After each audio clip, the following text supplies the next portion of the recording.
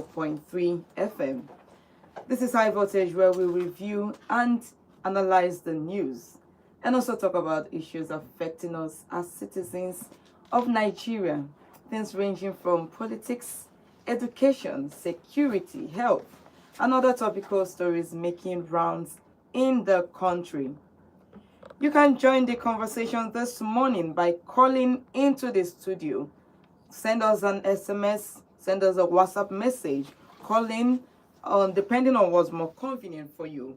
0706 048 5853 or 0915 570 8347. And yes, we are live on YouTube. You can join us on High Voltage News. Subscribe, like, leave a comment, and share the video for others to be part of the program this morning. All right, let's take a look at the top stories on today's papers. On the Sun newspaper, reps reject US bill on religious killings. The Nigerian House of Representatives has firmly rejected a bill before the US Congress that accuses Nigeria of widespread religious killings and proposes labeling the country as one that violates religious freedom. So the lawmakers said that the allegations are false and unfair, insisting that Nigerians' insecurity is driven by terrorism, banditry, and communal clashes, and not religion. So they want that branding in Nigeria, a country of particular concern, could damage international relations and halt the national reputation. All right, so the House has asked the Ministry of Foreign Affairs to engage U.S. authorities immediately to correct what it calls a misleading narrative. All right, next we see Tinubu signs Police Training Institution Bill into law. Tinubu signs Police Training Institution Bill into law. Moving on, Dangote Pengassan rifts. NANS protest against anti-masses policy. The National Association of Nigerian Students has joined the ongoing dispute between the Dangote Group and Pengassan. The student body is protesting what it calls anti-masses policies by the Dangote management, accusing the company of neglecting workers, welfare, and unfair labor practices. So NANS members, they took to the streets in some major cities, calling for better treatment of staff and respect for union rights. This left me wondering if they are actually putting the same energy when it comes to universities increasing the school fees, raising the school fees and all that, and the hostels not being the environment not being conducive for students in Nigeria. Are they putting the same energy? Because it's time we understand what we are there for. Because NANS is a body responsible for students in the country and not anything that has to do with the workers or Pengassan or Dangote. So we hope that the same way they took to the streets against Dangote Refinery, that they will do the same, have the same energy and push for better living condition in the schools. All right, next we have certificate forgery scandal. Atiku calls for investigation of Tinubu and other ministers. Former Vice President Atiku Abubakar has called for an independent investigation into allegations of certificate forgery involving President Bola Tinubu and some of the serving ministers. So he says that the issue goes beyond politics and concerns Nigerians' integrity before the world. So he claims that the president has had issues of age certificates and they should look into it.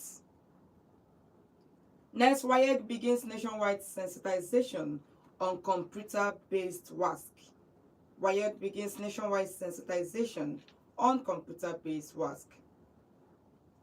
And moving on, police kill 4 suspected kidnappers and arrest 95 in Delta State. Police kills 4 suspected kidnappers and arrests 95 in Delta State. Diri said to defect to APC October 14. The Bayelsa State Governor, Diri, is reportedly preparing to dump the People's Democratic Party for the All Progressive Congress on October 14. So according to the party's spokesman, the convention will determine whether it's going to really defect or not. So we are looking forward. Let's see how it's going to be. World Bank raises alarm over rising poverty in Nigeria.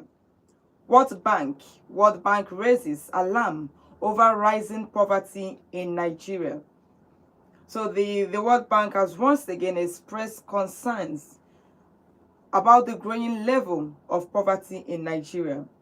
In its latest report, the bank warns that inflation, unemployment, and high living costs are pushing more Nigerians below the poverty line.